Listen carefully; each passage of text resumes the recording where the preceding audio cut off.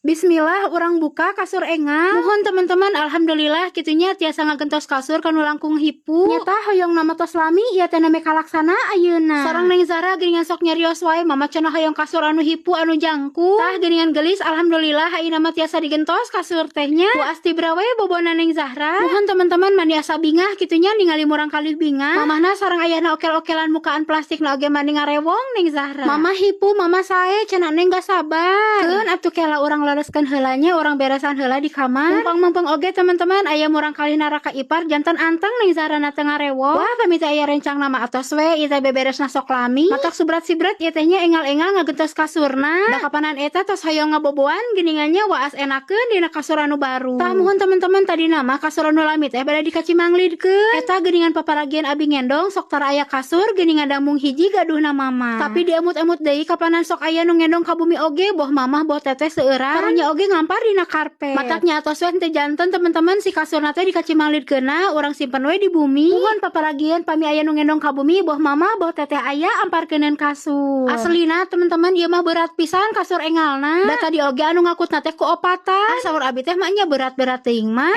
Da salaresna dieser-eserkeun ku nyalira teh berat moal kaduga. Matakan tadi aa bade ka jamban, aa ke heula ulah ka jamban cek abi teh nya bantuan heula abi. Tuh geuningannya alhamdulillah kasurna atos dina tempatna bari jeung sprena ali teuing. Tapi untungna teh masih kene tiasa kabunian. Alhamdulillah geuningannya rezeki milik mah ti mana we dongkapna. Nu penting mah urangna keur saikhtiar keur saberusahana.